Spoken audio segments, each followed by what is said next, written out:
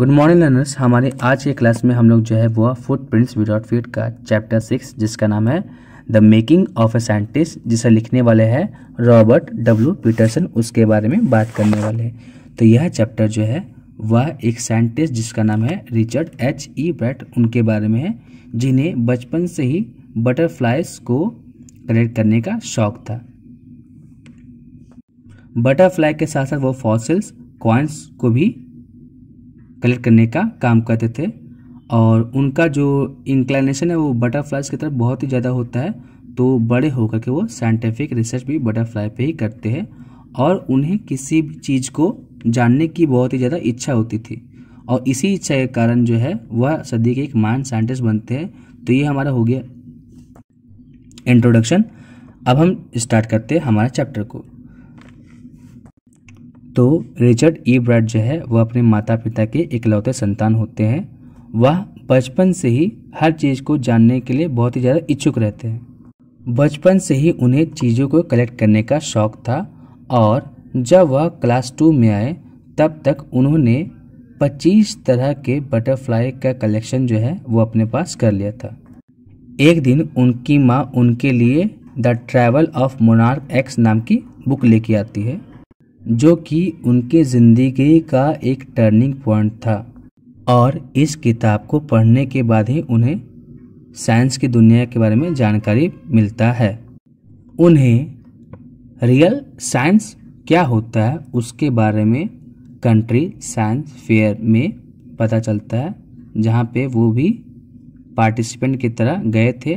हालांकि वो उसे जीतते नहीं है, लेकिन उन्हें ये बात समझ में आ जाता है कि अगर मुझे साइंस में कुछ करना है तो मुझे रियल लाइफ एक्सपीरियंस या फिर उससे कुछ बेहतर एक स्टेप आगे जाना होगा।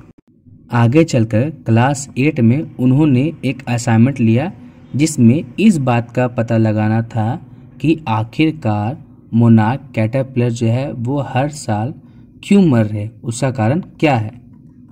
तो उन्हें लगता है कि शायद बीटल्स, जो कि एक तरह का इंसेक्ट होता है, वही कारण होता है, वही उन्हें मार देते हैं। तो उन्होंने क्या किया, बहुत सारे कैटरपिलर को बीटल के प्रेजेंस में बढ़ाया, लेकिन बीटल्स जो है वो कैटरपिलर्स को नहीं खाते। तो इनसे ये बात समझ में आ जाती है उन्हें कि जो मोनार्क कैटरपिलर्स है उनका ख़त्म होने का मेन रीज़न जो है वो बीटल्स नहीं है।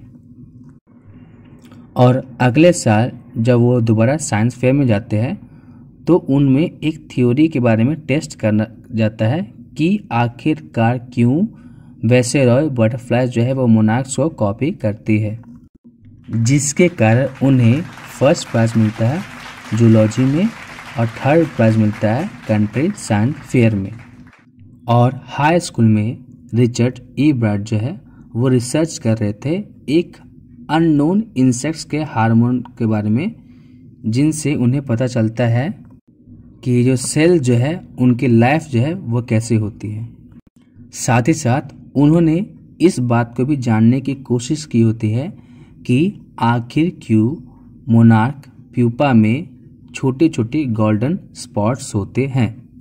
और यह प्रोजेक्ट जो है वो फर्स्ट प्राइज प्राप्त करता है कंट्री साइंस फेयर में और उन्हें मौका मिलता है वॉल्टर रीड के साथ आर्मी इंस्टीट्यूट ऑफ रिसर्च में काम करने का।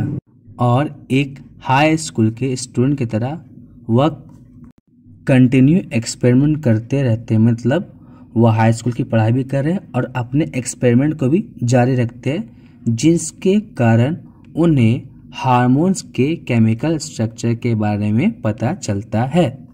एक दिन जब वह हार्मोन्स के एक्सरे फोटो को देख रहे थे तब उन्हें एक नई थ्योरी के बारे में पता चलता है कि सेल जो है वह अपने डीएनए के ब्लूप्रिंट को पढ़ सकता है।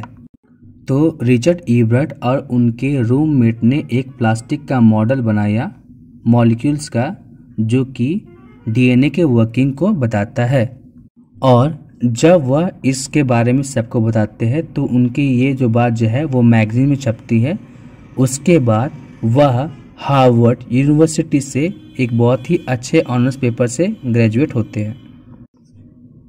इन सब के अलावा रिचर्ड ई ब्राड जो है वो एक पब्लिक स्पीकर भी रहते हैं, एक डिबेट करने वाले भी रहते हैं और एक आउटडोर पर्सन रहते हैं।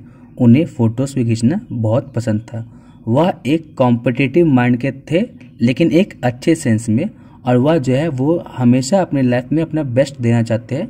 वह किसी भी चीज़ को अगर सीख रहे हैं तो बहुत ही डिटेल में और इन डेप्थ तरीके से सीखते हैं, ताकि अगर उनसे किसी भी तरह का सवाल पूछा जाए तो वह जो है वो हर सवाल का जवाब दे पाए।